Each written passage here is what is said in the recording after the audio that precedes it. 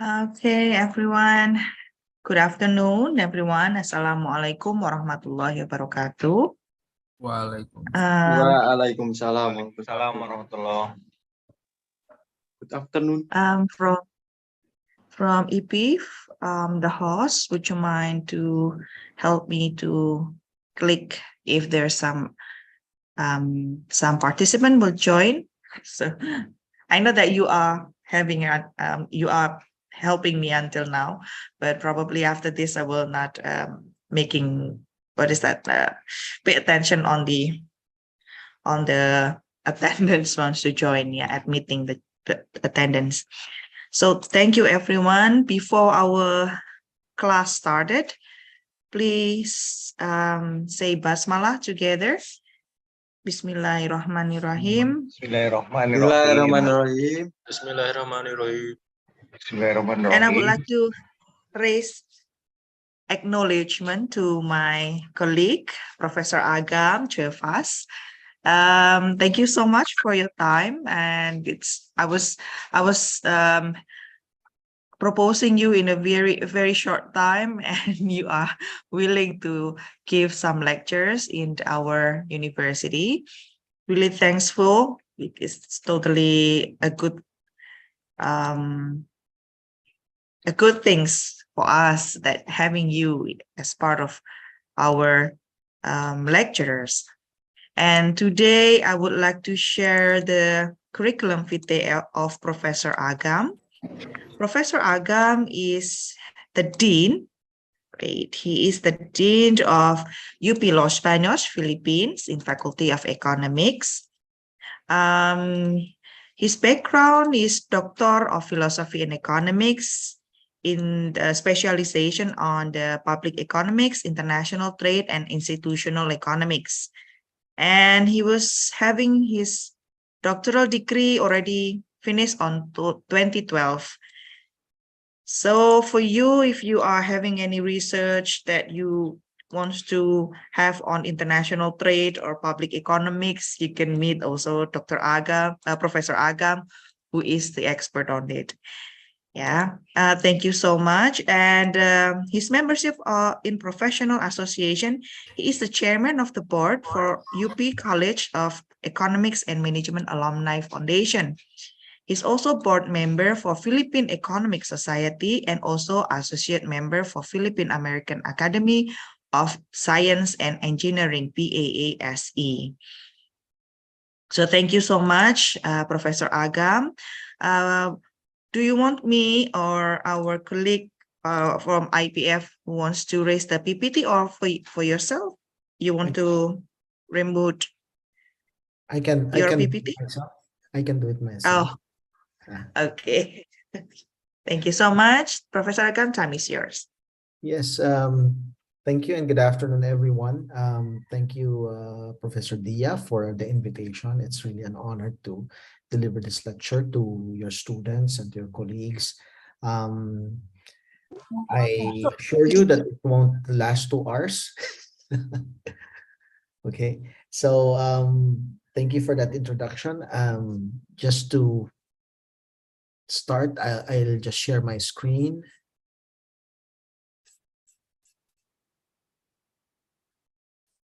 Right. Okay. So first things first, let me allow me to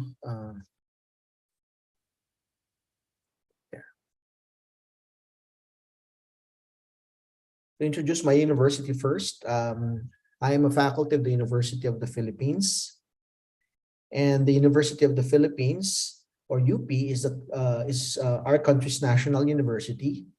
And this premier institution of higher learning was established in 1908 and is now a university system composed of 8 constituent universities located in 17 campuses all over our archipelago. As of 2020,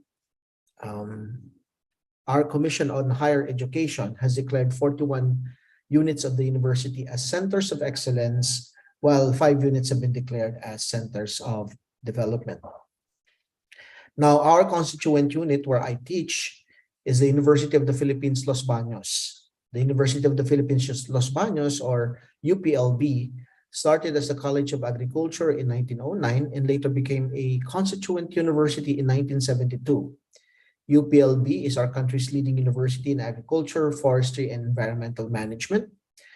UPLB offers 28 undergraduate, 11 master's, and 29 doctoral degree programs to an average of 14,500 students through its 9 colleges and 2 schools. It offers more than 1,000 subjects in agriculture, arts and sciences, communication, computer science, economics and management, engineering, environmental science, forestry, human ecology, nutrition, natural and physical and mathematical sciences, social sciences, and veterinary medicine. Our vision is a future-proof university that provides agile leadership in higher education for the betterment of local and global communities, and our mission is to sustain UPLB's relevance by developing methods, approaches, and frameworks to minimize the cost and impacts of shocks of future events by honing leaders committed to knowledge creation, innovation, and cutting-edge research and public service. Now let's move on to my college, which is the College of Economics and Management, or SEM. We call it SEM. Our vision is to be a center of excellence in undergraduate and graduate instruction and research and extension in economics, agricultural and applied economics, agribusiness management and entrepreneurship, and cooperative and bioenterprise development. We strive to be a world-class institution that can serve as an active catalyst for economic and social transformation.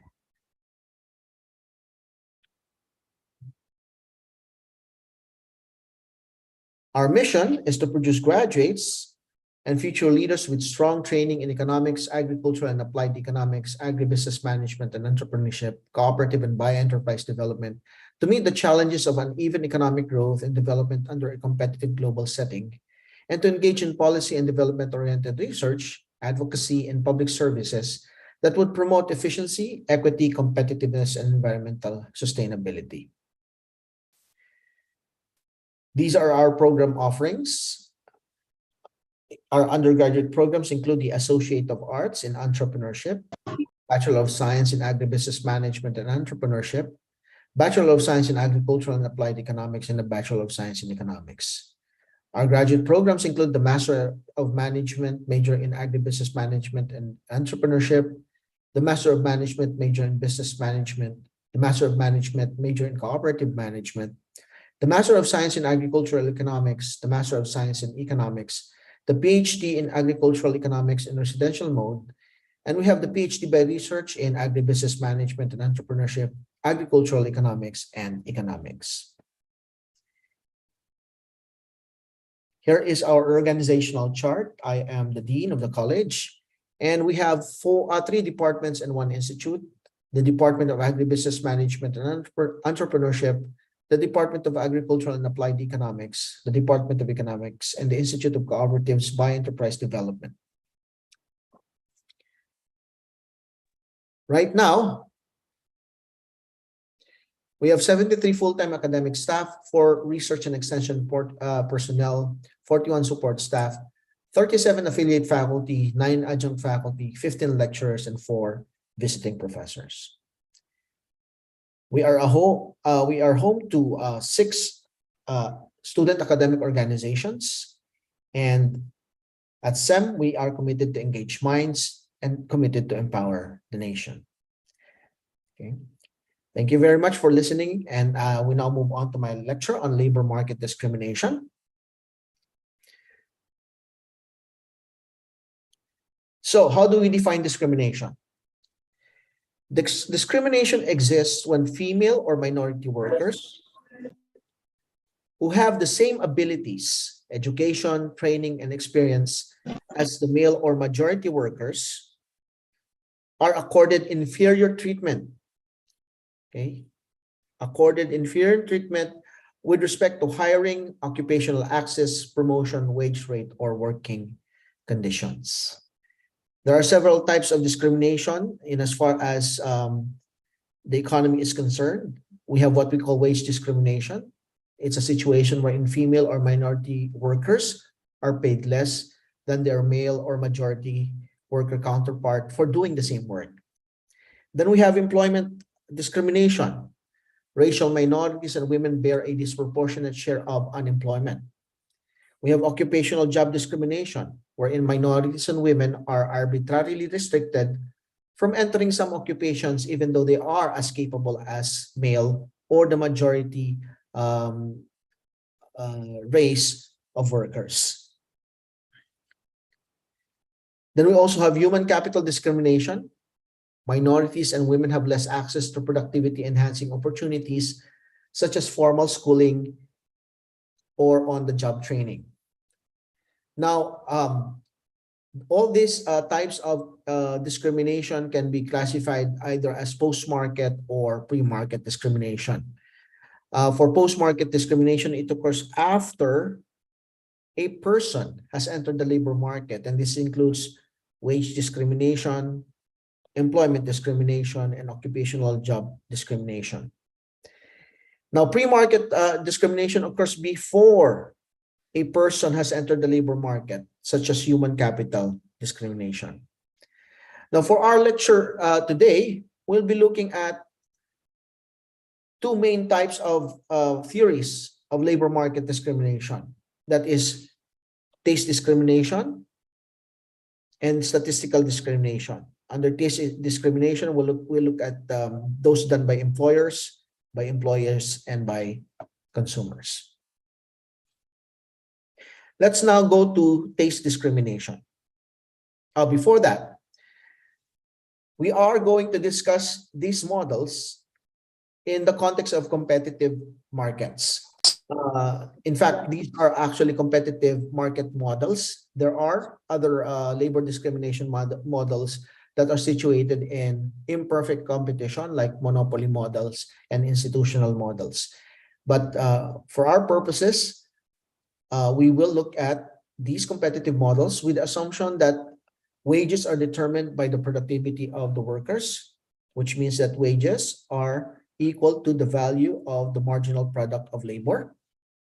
And all workers with the same productive characteristics and same work conditions would receive the same wage. So there is factor price equalization or wage equalization across markets for as long as they have the same productive characteristics and same work conditions. Now, theories of wage discrimination attempt to explain why this is not always the case. And that is why we are going to look at these theories and why there are large and persistent labor market inequalities between ethnic groups and between men and women.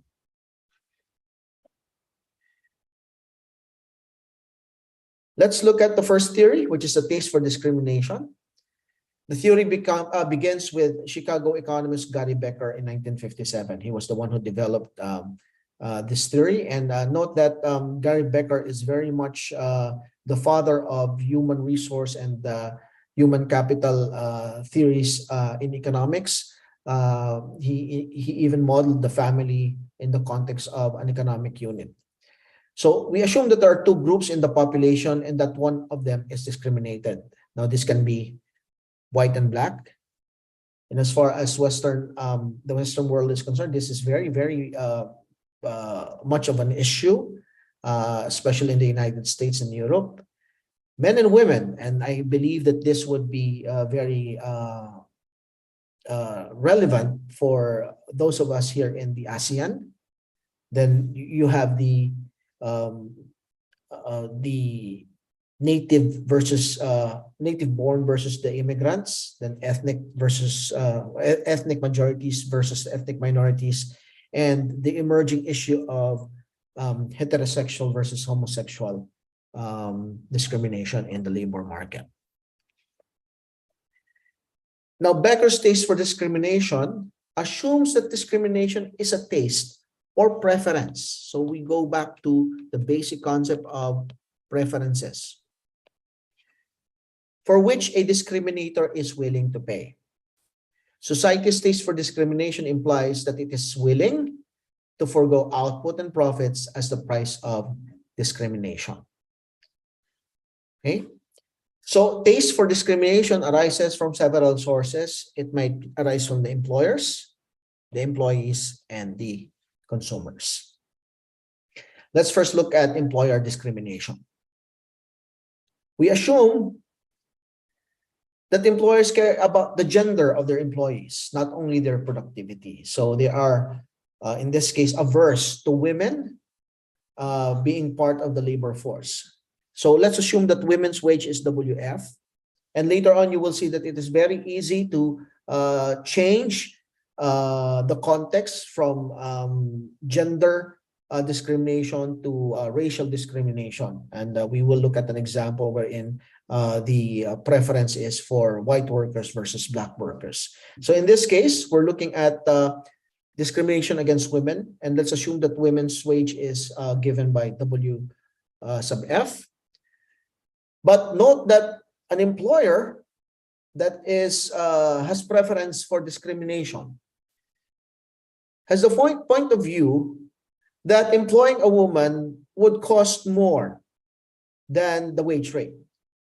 And that is equal to WF times 1 plus DI, where DI is the coefficient of discrimination. You can describe this as the aversion of the employer to women workers.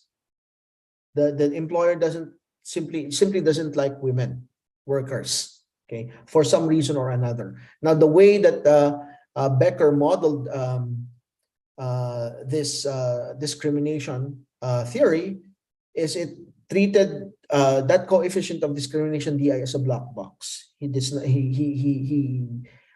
He may have in passing discussed some of the factors that might affect DI, but he did not pay too much attention to it. He simply looked at it as something that could capture the level of discrimination that the employer or employees or consumers have.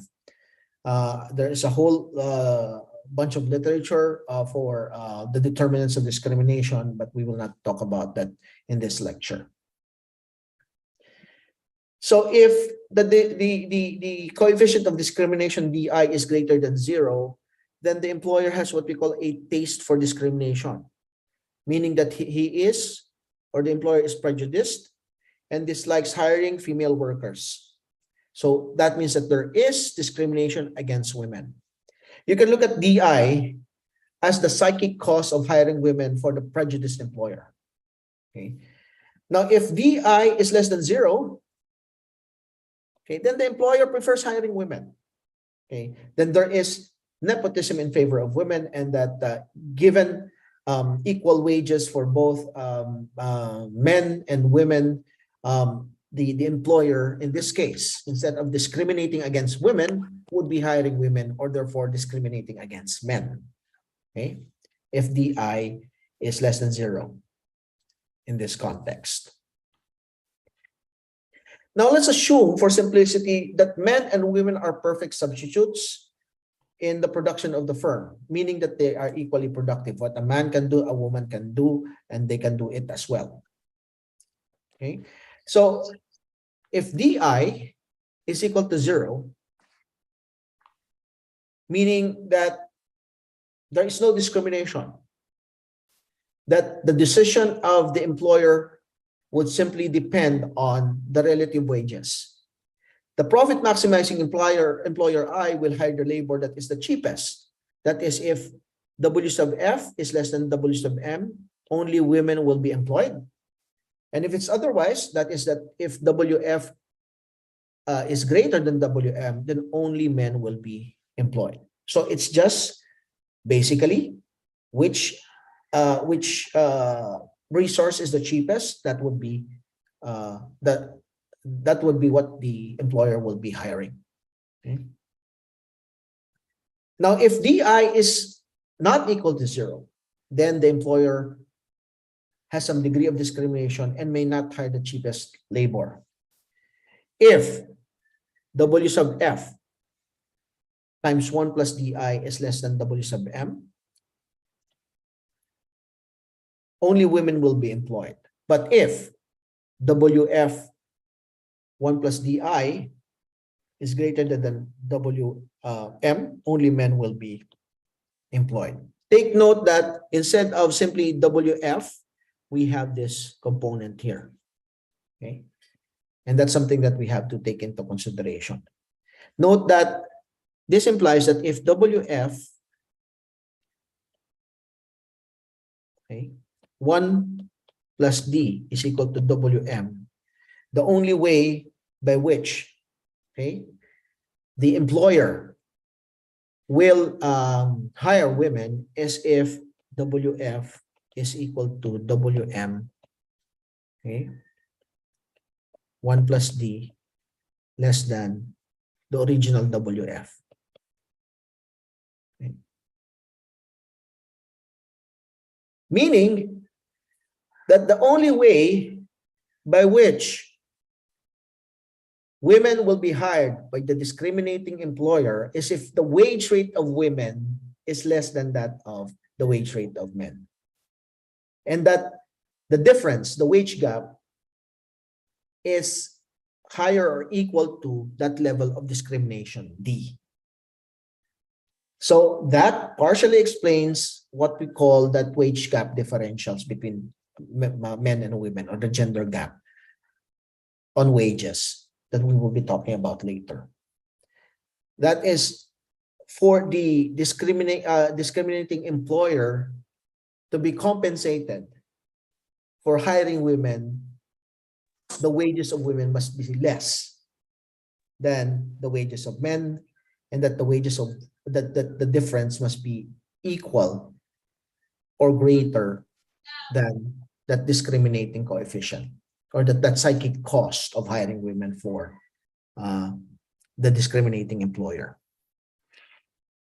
So if there is employer discrimination against women and wages are equal, discriminating firms will only employ men.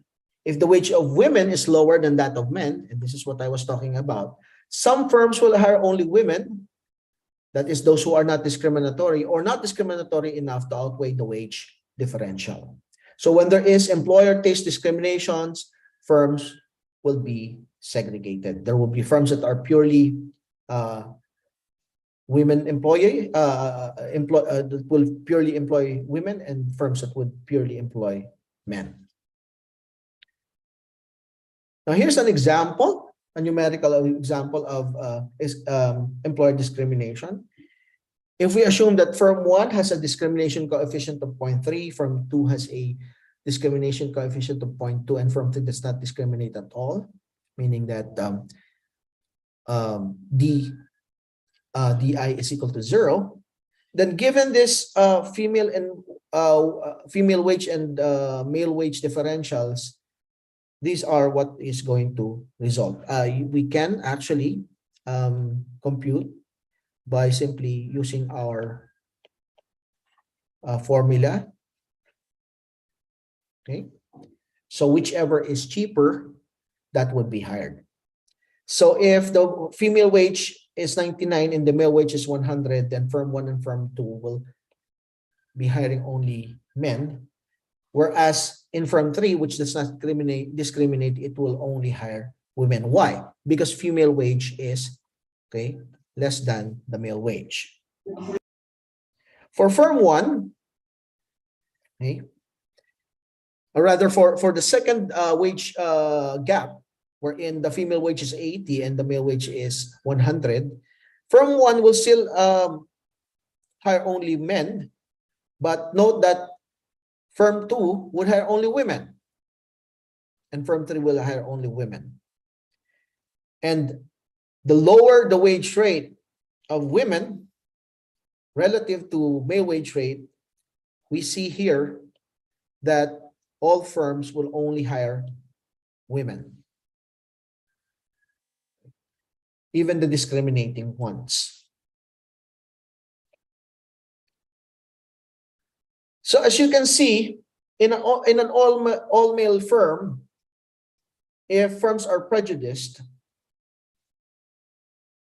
the wage rate of men are in fact higher than what it would have been had they hired female workers. As you can see, the wage rate of women are significantly lower than the wage rate of men. And even with discriminating firms, for as long as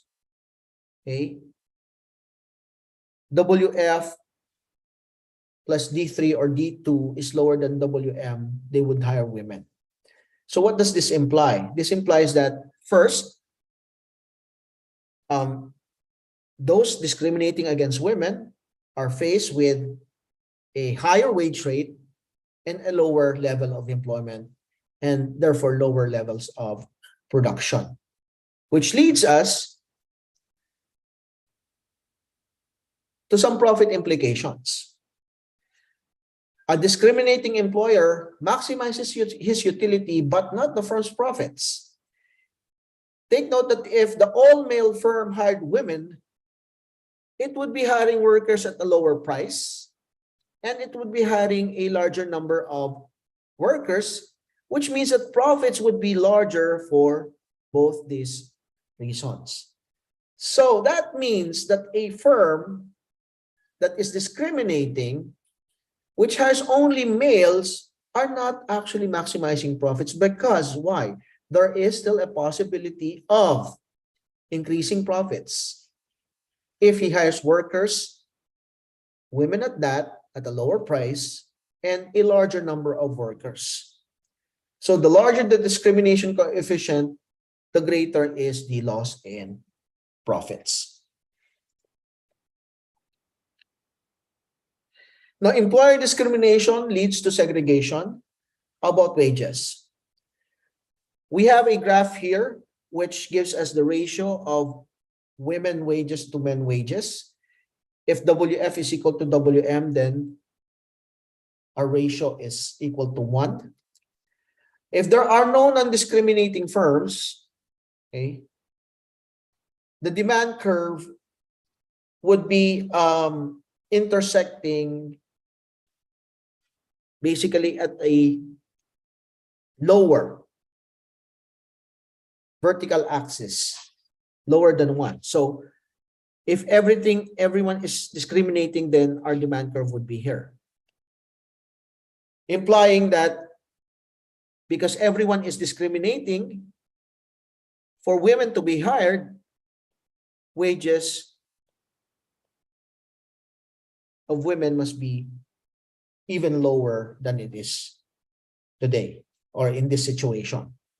Now, note that with the presence of non-discriminating firms, that discrimination is tempered, and therefore wages of women are a bit higher than what it would have been had all firms been practicing discrimination.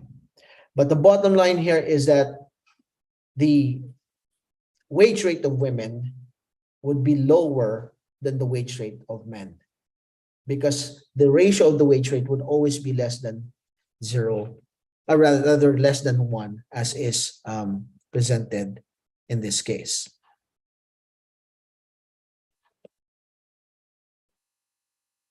Okay.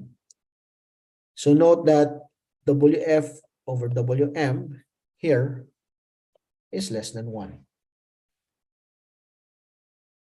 So the more prejudice, the lower the equilibrium gender wage ratio, and therefore the lower would be the employment of women.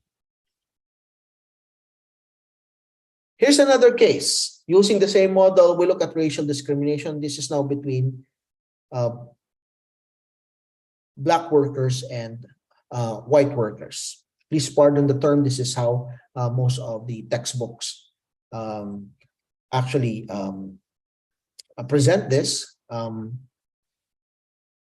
Note that if the market determined wage rate for Blacks is less than the white wage, a firm that does not discriminate will hire only Blacks. It hires Black workers up to the point where the Black wage equals the value of the marginal product of labor. That is the profit maximizing, or rather the cost minimizing condition for firms. Okay, cost minimizing, which leads to profit maximization. Okay. However, as we have depicted earlier, or as we have shown earlier in the case of gender discrimination, a discriminating employer who has only white workers in this case will have to contend with a higher wage rate and a lower level of employment for a purely white firm. For Black firms, for as long as the wage rate accounting for that discrimination coefficient is less than the wage rate of white workers, then the firm would all be composed of Black employees. Okay. And just as we have shown earlier, discrimination reduces profits in potentially two ways. A discriminatory firm that hires only white workers will hire too few workers and therefore would have lower profits, and they would hire them at a very high wage. So here is the profit of white firms, while those who are not very discriminatory, those who do not discriminate would tend to move from a higher profit to the maximum profit possible. Maximum profit could be achieved if firms are not discriminating. So that means that there is a profit effect for discrimination. And if firms are not maximizing profits, then that means that the market or the economy is not efficient. So there are efficiency losses for discrimination. That's from the point of view of the economy. Now, how about the supply and the relative wage for a market that is a labor market that is tinged with racial discrimination? Note that if the Black and white wage ratio is very high, no firm in the labor market want to hire Blacks. So that is, for example, here it is greater than 1. You have 1 being that situation where the wage rate of the white workers is equal to the wage rate of Black workers. Okay, as you can see, this being the demand curve for Black workers, okay, there won't be any employment going on. Now, if some firms prefer to hire blacks and some are not discriminating, then we will arrive at an equilibrium where the ratio of the black wages to the white wages determines the equilibrium level of employment. We assume here that our supply curve is vertical, implying that we have a fixed supply of black workers. Now, suppose, for example, that there are firms that exclusively hire black workers alone. That would mean that they are willing to hire black workers even if their wages are higher than white workers. That would imply a shift in the demand curve. And an equilibrium wage rate that is higher than what the market would dictate if there was no discrimination. In this case, it's the opposite now. It's now black people, black employers discriminating against white workers. So in this case, we see that you have a higher wage rate, equilibrium level of black employment. Okay. And the wage ratio exceeds 1. How about this employee discrimination? So that was our employee discrimination. Here is employee discrimination. Note that for discriminating employers, and we're looking at gender discrimination here, a female wage of W seems or feels like a wage of W times 1 plus D, with D greater than 0. Okay. How about for workers? To discriminating workers who receive a wage W, working with a woman alongside the woman would make them feel that the wage that they're getting is not equal to W, but W times 1 minus D, D greater than 0. So in this case, for the employee, there is a cost to working alongside the woman because they are discriminating against women. Okay. So an employer with a mixed workforce has to pay a compensating differential to the male workers. A non-prejudiced employer will hire only female workers if the female wage rate is below the male, and vice versa. With employee discrimination, the workforce will be completely segregated and the wages of men and women will be equalized if productivity is equal. And that would only happen if they are segregated. How about consumer discrimination? Again, for discriminating employers, a female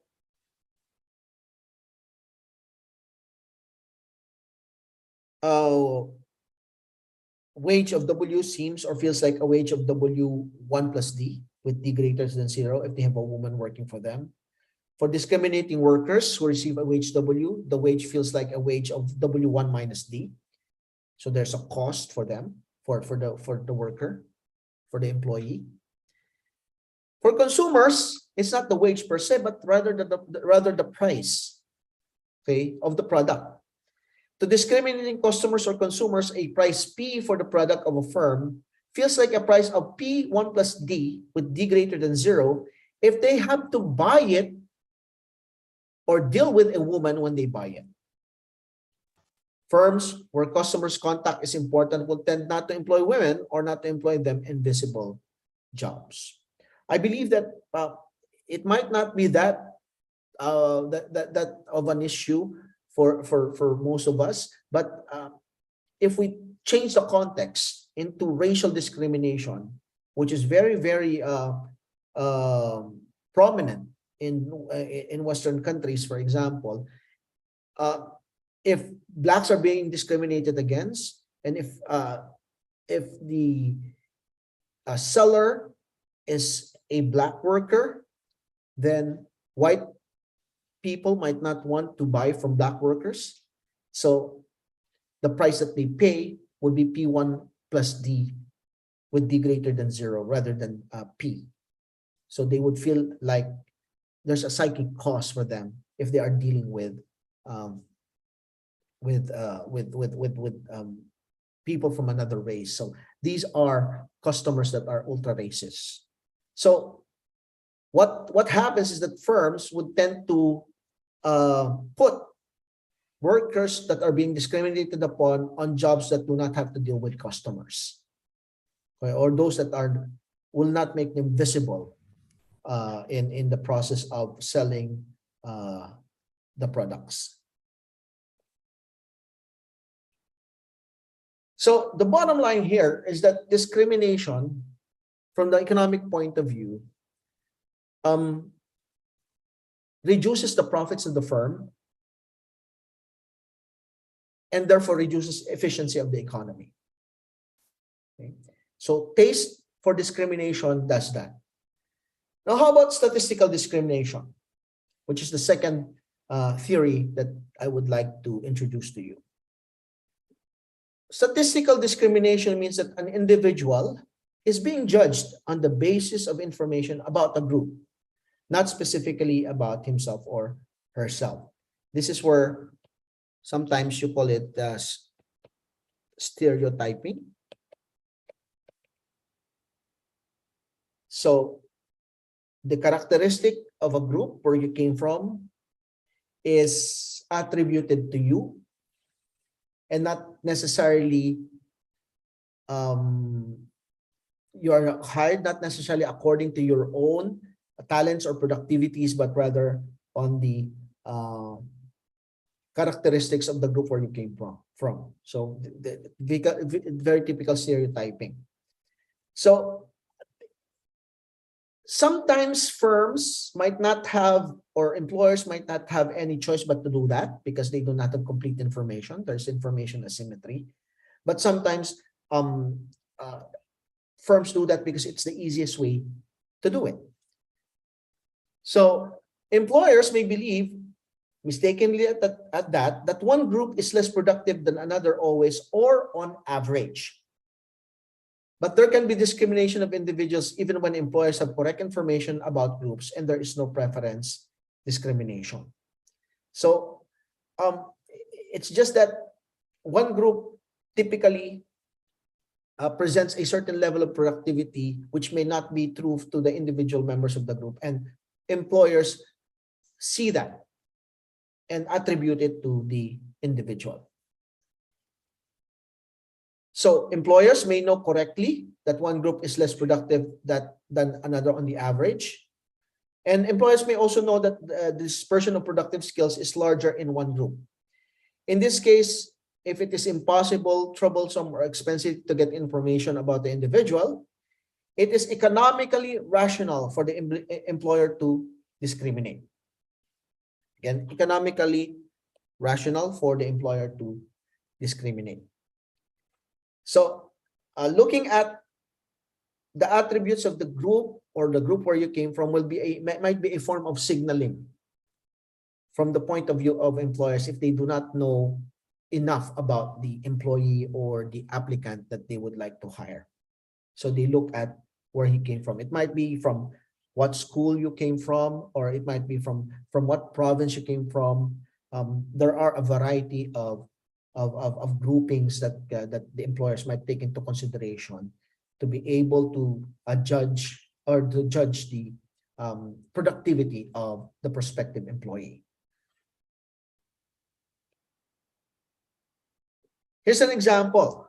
A difference in group means an employer can hire a young woman or a young man in an important position. Their CVs are equally good. However, women on the average take longer parental leave. So the employer makes an educated guess that this woman will take 1 or 2 years leave in the next few years, but the man at most 2 to 3 months. So on the average, they looked at the average of the number of days that the two might be on leave. And women on the average, because they have to bear children, might take a leave of absence equivalent to 1 or 2 years, while men who just have to apply for paternity leave of 10 days might just take a leave of 2 to 3 months. So in terms of productivity, they will judge women as being less productive than men because they are often absent, or they often have to take a leave of absence. So if it's between a man and a woman with the same test scores in the employment test, with the same CVs, which would indicate that they would have the same productivity, men would be hired instead of the woman because of women simply being part of a group which takes longer parental leaves than another group which the man belongs to. So difference in group means. Another, here, if employees who take parental leaves are less profitable, the employer hires the man or hires the woman at a lower wage than he would have paid the man. So again, there would be wage differentials. Now, difference in dispersions, for example, if an employer can hire a person with a degree from, let's say, Stockholm University, or for example, from in our case, from the University of the Philippines, or one with a degree from a US university. But take note that since the University of the Philippines is the national university in our country, that means that it's a top university, and you have someone who is an applicant from a US university, but you do not know the reputation of that university, but you know that there are many universities in the US. Okay, so that person, while the persons or the applicants, while they might have differences in productivity or equal productivity, the one in UP, because they are assured that it's rather homogeneous, might actually be hired compared to the one who graduated from a US university, because there are a lot of US universities, and some are very good, some are not good, some are very bad, some are actually predatory universities. So because of the sheer largeness or the sheer number of the group of US universities, there is too much dispersion in terms of quality, so they would stick with UP or with that one university in the Philippines, or in this case, with that one university in of Stockholm in Sweden. Okay.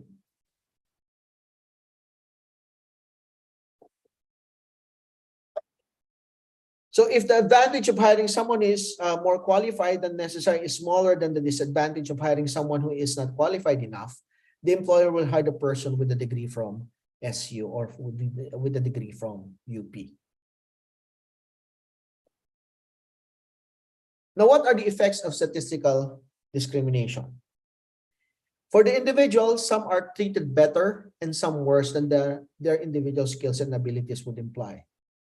Note that being a woman doesn't necessarily make you less productive. You might actually be more productive than the other applicant. But because you have already been grouped in under women, and the other is under the men's group, and again, their basis is on the parental leaves that they have to take, you automatically get the wrong end of the deal. Now, for the employer, statistical discrimination decreases the probability of getting the wrong person in the wrong place or at the wrong wage. It actually reduces risk because there is some signal that you can work on. I guess you will tackle, or you've already tackled this job signaling. But note that there is a risk of using incorrect information or underestimating the need to get individual information.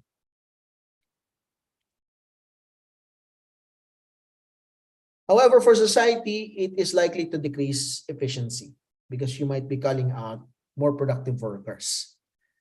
Allocation and wage setting would be more efficient if individual information was available. However, given the distribution of skills and the absence of individual information, statistical discrimination can improve labor market efficiency.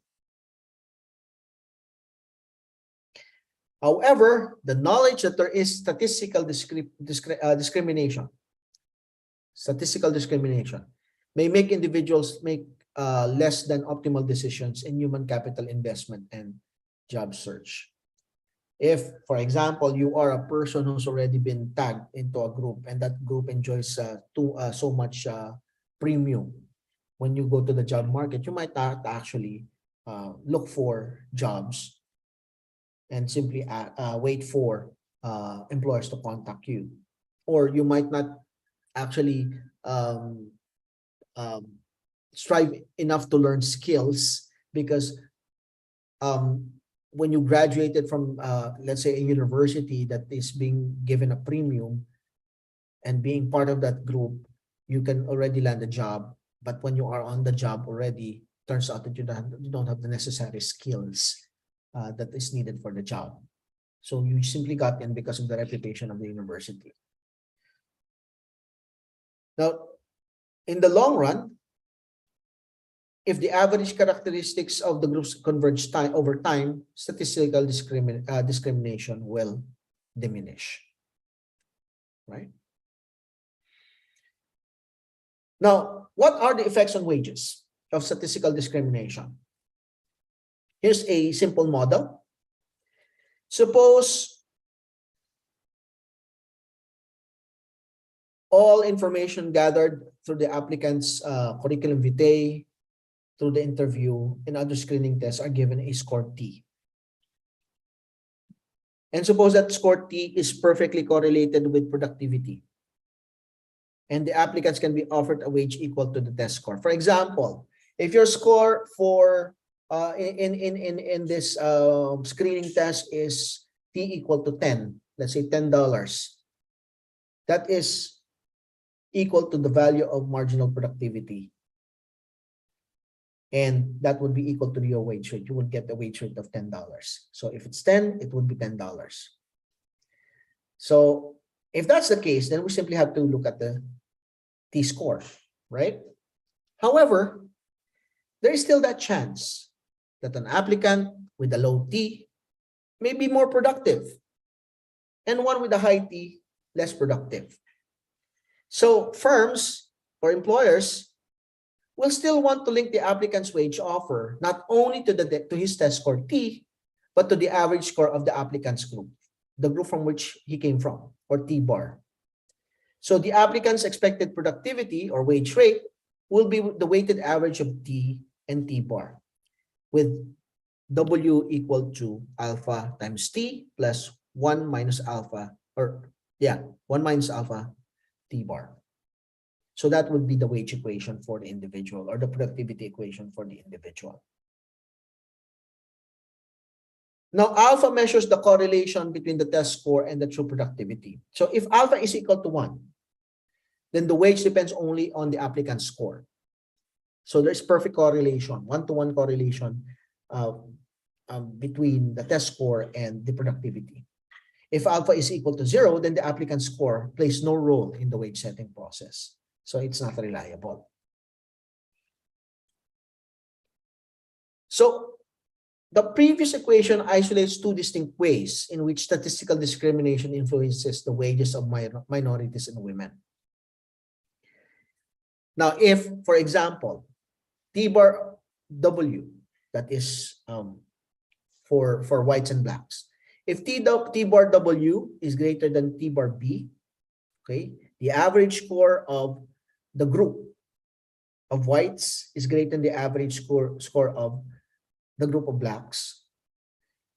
Even if the correlation is equal for both whites and blacks, whites on the average would do better on the screening test. So that means that if we look at the correlation graph between the wage rate and the test score, whites would always be higher than that of blacks. Okay.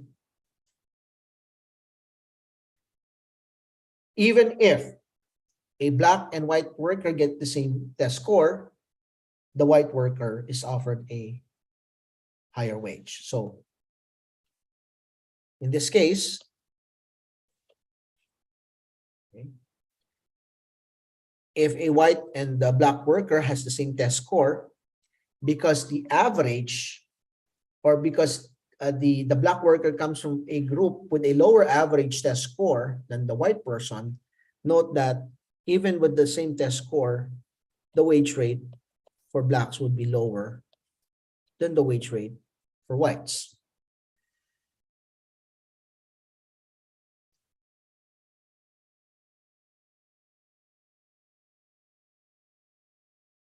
Now, if, on the other hand, the average test scores for white and blacks are the same, but the test is more informative for whites and blacks, meaning that alpha W is greater than alpha B due to cultural bias. And there's a lot of literature about this, that some screening tests are actually designed or more appropriate for some races than others, or some ethnic groups than others due to cultural bias. Then there would still be a difference in the wage rates, and there would be difference in the slopes of the curves.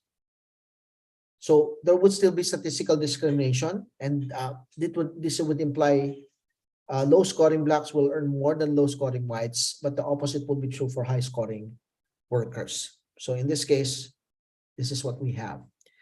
So they have the same T-score, and they have the same average.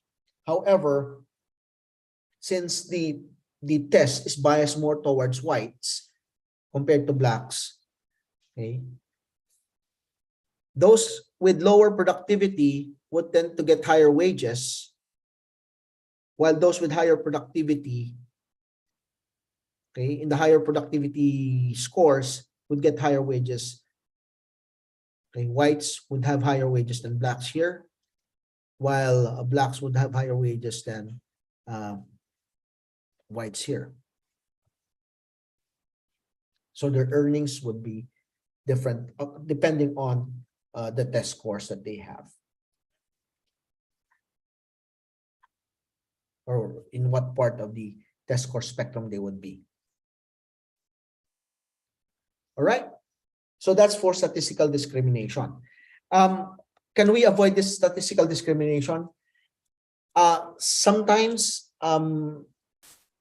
as more and more sophisticated ways of capturing productivity is developed, we lessen the statistical discrimination. And as I mentioned earlier, if the opportunities among groups as well, in terms of human capital, investments are the same, the divergence would become smaller and smaller, and they would converge, and therefore there wouldn't be any more problem in terms of statistical discrimination. But there is a use for statistical discrimination in the sense that it offers some sort of job signaling or signal to the employers on the characteristics of individuals if there is a lack of information.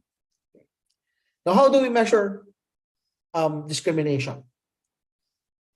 One possible measure of discrimination is the difference in mean wages, but a even better measure would compare the wages of equally skilled individuals. And this is where we have the OACA decomposition, which is a technique that decomposes the raw wage differential into a portion related to a difference in skills and a portion attributable to labor discrimination. The OACA decomposition basically looks at wage differentials between or among groups, and they divide it into what we call explained terms and unexplained terms. And this is always done in the basis of a chosen wage equation. So the starting idea here is that differences in average wages can be either because of average productivity or because one of them is discriminated. So let's assume that wages depend on education. So for women, for example, the wage rate is equal to alpha F plus beta F SI plus the error term, where S is the years of education above compulsory school and E is the residual of zero mean. So for men, we have the same. alpha M plus beta M SI plus your error term. Here, the gender wage differentials depends on three things: different average length of schooling, different pay for women and men with only compulsory school, meaning you have different intercepts, and different returns to schooling. So if you look at number one, it is a difference between workers. For number 2 and 3, it's a difference in the wage equation, in the structure of rewards. So if we average the wages of men and women, and we compute for the gender wage gap, the difference between wages of men and women, we come up with this equation.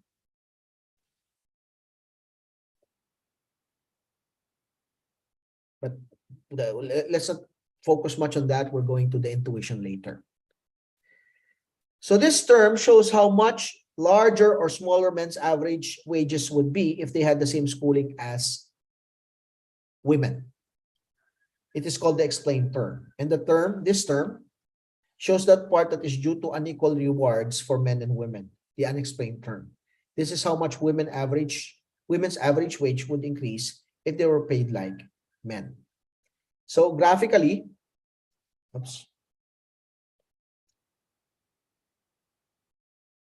if given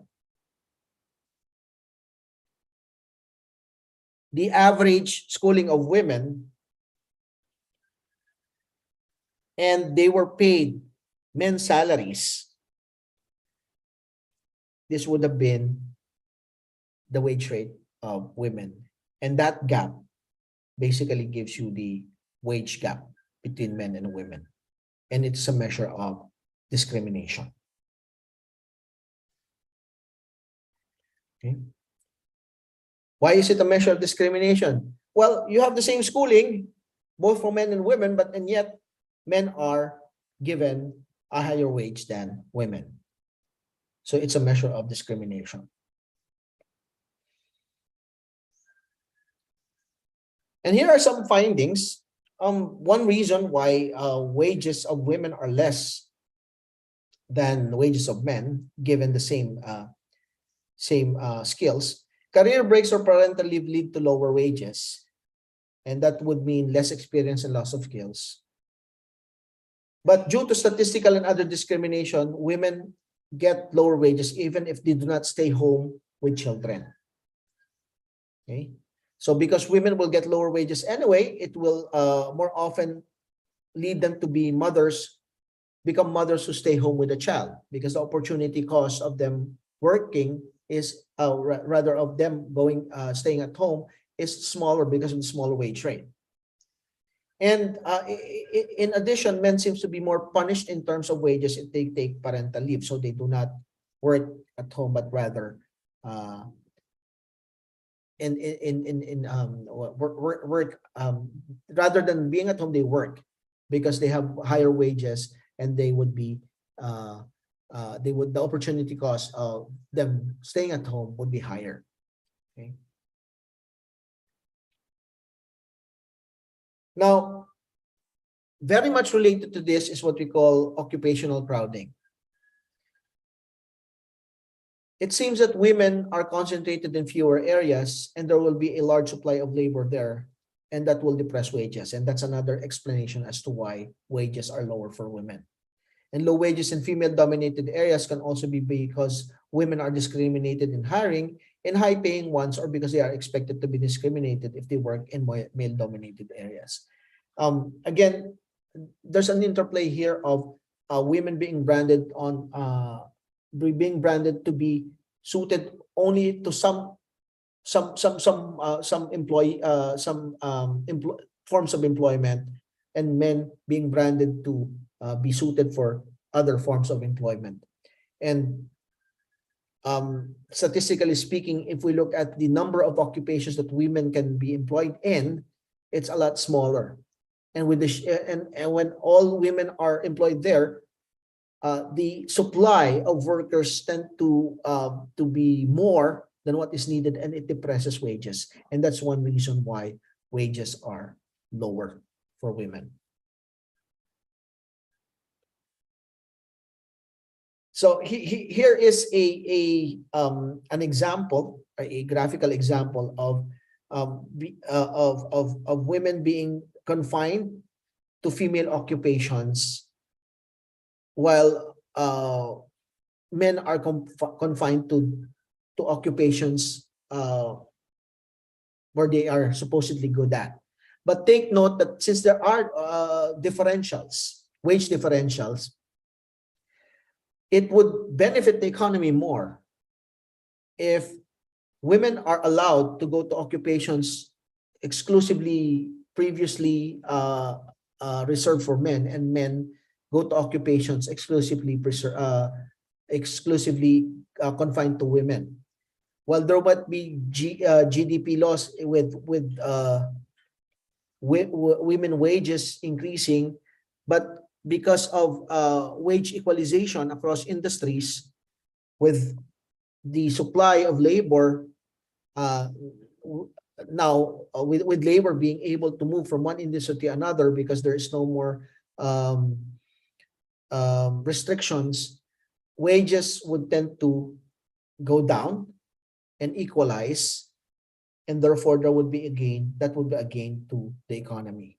So that means that basically occupation crowding and women being confined to specific occupations is not good for the economy, and there would be efficiency gains if women are allowed to move into employment that were traditionally reserved for men. So ending occupational crowding would enable females to enter male occupations. This raises the wages of women and lowers the wage rates of men. And there would be a net gain to society as domestic output and efficiency would increase. Now, what are the other factors that contribute to discrimination? Some economists argue that part of the gender wage gap is the result of rational choices made by women. Women tend to have interrupted work careers due to childbearing, and due to their shorter work careers, it is rational for women to invest less on education and training. Their stock of human capital will deteriorate while they are out of the labor force. So occupational segregation may be due to women choosing occupations such as nursing and teaching with skills that are useful in home production. Now, take note that these are coming from male economists. So they try to rationalize now why women make the choices that they do, which may not actually be true. Now, the wage gap may be the result of compensating wage differentials. Women may prefer safer jobs, less effort-intensive jobs, and shorter commute times. Women may work fewer hours than men, more likely to work part-time, and full-time women work fewer hours than full-time men. Okay. Some argue that women invest less in human capital because of discrimination.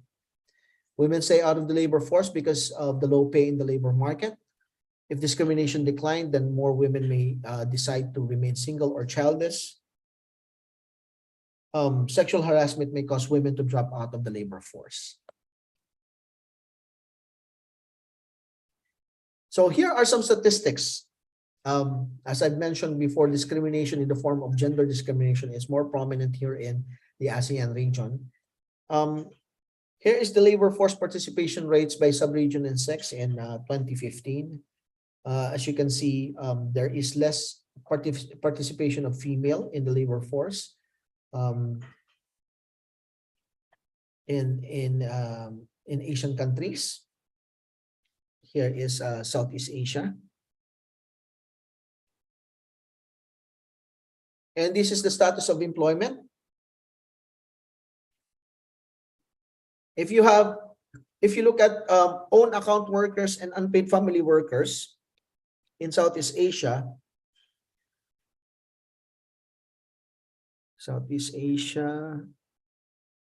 women tend to have more proportions of own account employers and unpaid family workers. Okay.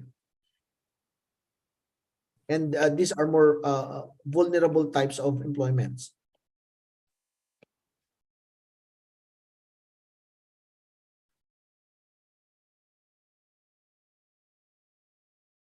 especially the unpaid ones. So in the Philippines case, as you can see, there is a great disparity in terms of labor force participation. Employment for women is just 46%, while it's 72% for men. Unemployment is higher for women. Okay. And there's a greater proportion of women who are in vulnerable employment. So there are significantly fewer women in employment than men. Both sexes are present in vulnerable employment, visualized in unskilled laborers, traders, artisans, or subsistence farming, but women with a significant gap of 6 percentage points. And women are double burdened further because they are kept in informal part-time activities linked to time constraints due to domestic chores. Now, here's something that is quite surprising for a country in Southeast Asia. Women's participation in employment, in top management and ownership in the Philippines. As you can see here, employees that are women in the Philippines is actually at par with that of East Asia. And firms with women top managers, you have more in the Philippines compared with East Asia and the Pacific. And women with participation in ownership of firms, it's significantly higher in the Philippines than in East Asia and lower middle income countries. In fact, the Philippines is the second best country worldwide on the ability of women to rise to positions to enterprise leadership. It is the country with the highest percentage of firms with female participation in ownership, which is among others a result of positive legal framework. Nevertheless, women entrepreneurs often face constraints that men do not, including limited access to capital and credit due to lack of collateral, lack of information, and time constraints imposed by domestic obligations. So this is the Philippines rank in the global index, gender gap index in 2022. It ranked 19 out of 146 countries. It actually dropped. Okay. It used to be 17th in 2021. This is the labor force participation rate. Here's an interesting study that I would like to conclude with. It is on the gender pay gap in the Philippines and the occupational placement and educational attainment levels of men and women in the labor force. This is a study conducted by Engkong et al. It uses the Blinder Oaxaca decomposition, and it uses the July 2018 labor force survey of 182,956 respondents. The study shows that the pay gap between women is at 4.84%. Okay, so that means that men on the average are paid higher than women. And the study found that age and geographical location of respondents were not the main determining factors for the pay gap. However, if we take into account primary occupation and educational attainment of the respondents, the pay gap increased to 24.5% and 26.8% respectively in favor of women. So this result implies that women have a definitive advantage in pay with respect to occupational placement. And one explanation, or the explanation to this, is because of, first, the disproportionately high proportion of women at 66.21% in the category of professionals, the highest paid occupation. Okay. And the higher proportion of men in the category of elementary occupation workers. So men might have more labor force participation, but they are confined to the lowest paid occupational groups compared to women who are mostly on the professional groups. And the overwhelmingly high proportion of men in the second lowest paid occupational group. So that's why in terms of occupational position, women would tend to have a higher wage premium than men. Even though, if you look at the raw wage gap, okay, women are at a disadvantage of 4+ % between wages of men and women. In terms of educational attainment,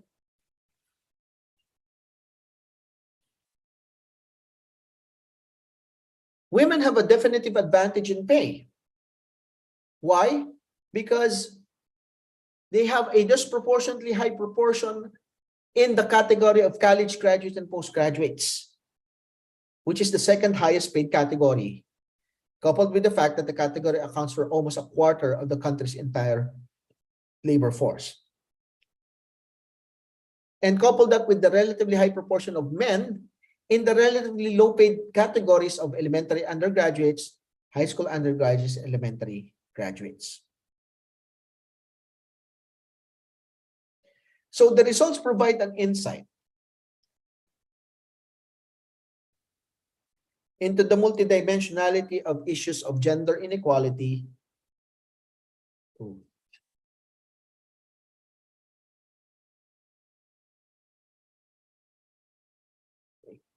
The results provide an insight in the multidimensionality of the issues of gender inequality and suggest that decisive advantages of women in terms of basic pay with respect to occupational placement and educational attainment levels mask the existence of large pay gaps in the country's labor force.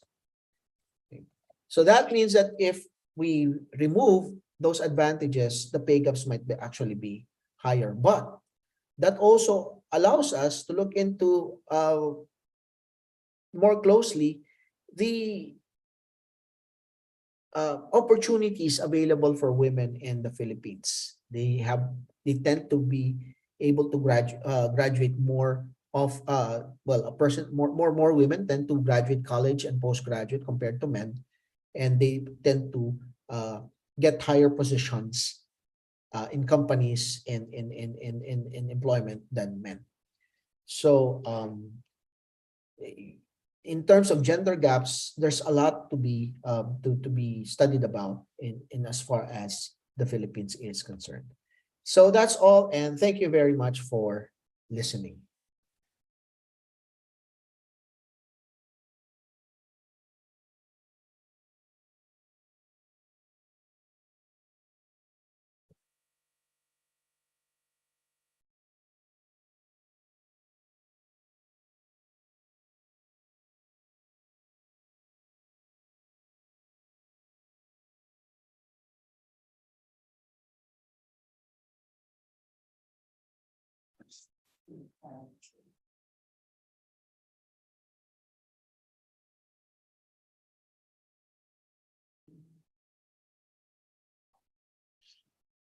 Hello, Agam. Hi. Yeah, is it already? Yeah, I'm done already. Yeah, it's there's no something wrong, right? Okay. Okay, really sorry that the connection in my department is a little bit problem. I think because of the cloud. It's really cloudy here, almost raining. And the Wi-Fi have that problem. So okay, thank you so much, Agam. Is it okay? We would like to open some questions from the students. Is it okay? Yeah. Sure, and I'm Okay, I'm also going to send to you the PowerPoint as well as the paper that I discussed towards the end. Okay, thank you. Of course, after this, I will upload it into my class, our website in the teaching learning system. Thank you so much, Professor Agam. I would like to open some question and answer. If you have any questions, students, please, you can open your microphone and then directly send the questions. I think for IPF, it's obligatory for you to send some questions. Okay, please.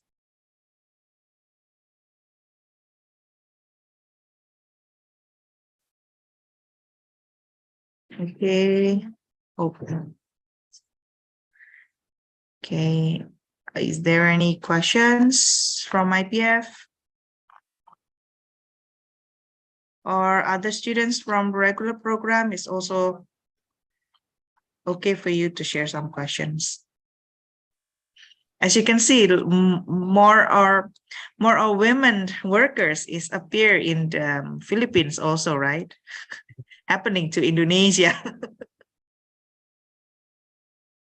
Is it because of the populations is also increasing for women, female in the Philippines? Well, more or less, the proportion of men to women are the same. It's almost Ah, 50-50. But I think 50-50. more men actually drop out of school than women. So those who are allowed or able to go to universities, they usually finish their degrees compared to men. Men usually drop out more often. So that's usually carried into their professional careers, and that's why there are now more women managers and more women in top management for the Philippines. I see. I think it's also happening in Indonesia, but mostly why female workers is higher compared with the male. Now the first factor is the populations. It's morely on women. Yeah, we have like 55-45, something like that, the proportions. So that's why mostly women, and also, yeah, the same like Philippines. We have a dropouts mostly for male, and and they usually do not want to carry on for the undergraduate programs. And for the female, they usually finish their undergrad programs or even high school. High school male mostly they have a problem on the dropouts. Actually, Okay. it could also Yeah, be please. product of discrimination, because women know that they would be discriminated upon if they do not get higher degrees than what is usually required in the market. So they usually go for higher degrees. They usually strive to graduate more so that they could get a premium for whenever they apply for work. That's a product of discrimination as well. Okay. Is it also happening when is there some rules that the women is not allowed to be a leader in some of organization? So in the Philippines, we're quite liberal about that. In fact, it's enshrined in the Okay. law that you cannot discriminate against gender, or using gender or any other forms of discrimination when you're hiring when you're hiring someone. You can get into trouble with the government for discriminating. Okay. Yeah. We still have this problem also because of probably some of the religion aspect that the women is not allowed to be a leader. And that is why most of the female they not do for working, but they're not continuing for work. They will just like prepare for the higher educations. So increasing their level of strata and structure of living by educations. Yeah. Okay. Students, do you have any questions? Let me invite for IPF. We have Parik. We also have Ingracia and Lisa. Please, if you have some questions, because you're obligatory to send some Excuse questions me, in ma'am. here. Yes, I please. have a question. Lisa. Lisa is students from Malaysia. Please. Yeah. I want to ask how to deal with discrimination and harassment in the workplace. This is the case of gender discrimination. Thank you. Okay, thank you, Lisa. Well, I can speak about. Well, what I can speak about is the case of the Philippines. In the Philippines, we have laws that prohibit discrimination, especially gender discrimination. Usually, when people get harassed, they can actually file a case against the employer or against the one who harassed them, and they are it's often well, the cases are often successful. The culprits get punished. um uh, well, those are for reported cases and for formal cases. Unfortunately, when it comes to domestic violence and domestic issues which aren't usually reported, that's the performance of the Philippines in that part is something that still is to be desired.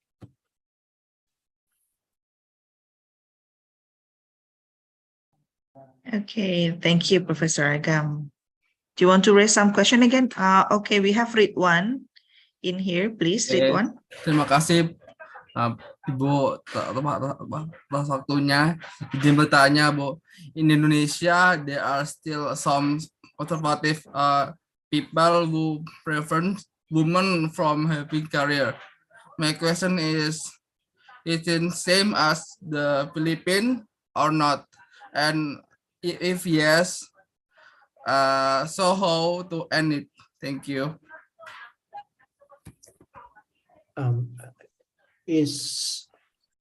There are conservative people in Indonesia and they do not prefer women for certain certain yeah. types of employment. Ya misalnya kalau beberapa orang itu, Bu, jadi ada beberapa di lingkungan saya juga, Bu, terkadang perempuan itu dilarang untuk bekerja, terus terkadang dipersulit untuk bekerja sekolahnya gitu, Bu. Itu bagaimana, Bu, caranya, Bu, untuk menghilangkannya, Bu? Makasih. Okay, I will translate for you, Professor Agam. So in Indonesia, we have this culture actually. For some minority, we have some culture that the ladies are not allowed to be working outside. They have to work inside of the house, raising the child, giving the educations, and they're not allowed to have the higher educations, because they have to be in the back side of the house as the housewife. So is it happening also in Philippines, and how to handle this, Professor Agam? Thank you. Well, there are cases in the Philippines that are like that. There are some minorities that actually prohibit women from getting higher education. But in general, there is no discrimination in as far as educational opportunities for women are concerned. The only well, sometimes the only obstacle is poverty, and usually when there is this notion that since women are going to get married anyway and live with their husbands, there are families who refuse to invest on their female children on education, because they would leave the home and go with their husbands anyway. But those are very few cases, maybe in some parts of the Philippines which have not really been reached by the government in terms of the promotion of public education. Okay. Yeah, I think it's interesting because in Indonesia have this as a culture, and in some cases also we found that the factories, some manufacturings, they are proposing for male rather than female, because female usually they are having they are proposing for what is that, for pregnancy, because they will have the pregnancy off, and then and the physical also is weaker compared with the male. So this kind of discrimination appear also in our actually also appear in my university. Their preferences is a male rather than females, but howsoever a lot of females right now have higher education, so nevertheless, they will choose the female. Actually, sometimes it's disadvantageous even for also for women because like for example in the Philippines, the maternity leave was actually increased from 90 days to 120 days. So that's sort of a turn off from private employers. But sometimes the applicants can actually file cases in the Department of Labor in our case if they feel that they have been discriminated upon because of them being women. But of course, from the point of view of economics, so that's something that it's but a rational choice for employers to take a second look on another applicant who will not have to have I mean who would not be childbearing, for example, because you have to take off 120 days. I see. Okay.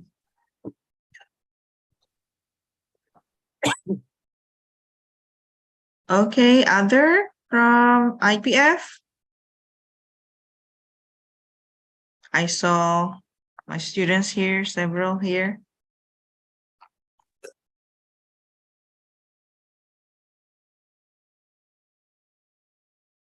Okay, if there's no questions, thank you so much, Professor Agam. You already sharing this opportunity. I saw that you are also including the preferences between having the labor, female and male laborers. It's very interesting. I think we can also have this as the research collaboration, Professor, for the next year. Yeah. Thank you so much. Yeah, I will be sending your the PowerPoint as well as a copy of the paper. By the way, the paper that I presented is I don't know if it has already been reviewed. What I presented were preliminary results from that paper. I see. I'm not part of I'm not part of the authors. But I was able to, when I was searching, I was able to come across that paper. It was very interesting. Oh, yeah. So it's really nice to have that. Would you mind to give us permit to read it carefully and also be this as the reviewer for It's available as in the the task for review the journal? Yeah. Yeah. Thank you so much. Okay, thank you so much, Professor Agam. It's really nice to have you in here, even though it's online. But hopefully, we will meet you again on February. Yeah. See you So in February. guys, everyone, yeah. So guys, Parik, as the head of the student union in my faculty, he's one of this participant. Please prepare yourself. We will meet also with all of the 30 dean or vice dean from countries on February 7th.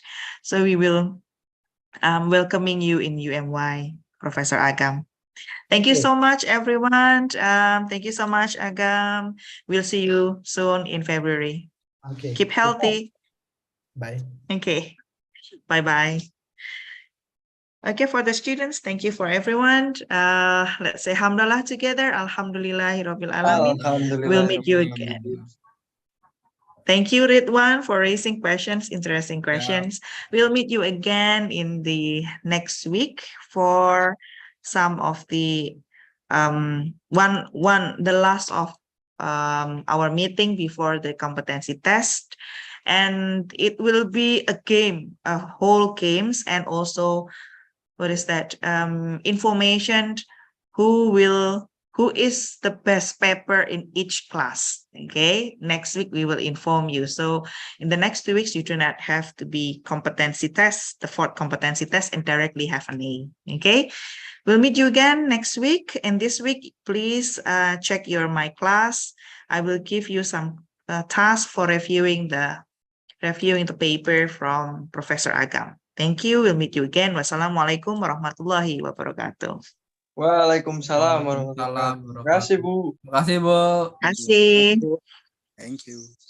Makasih ya Ipif ya.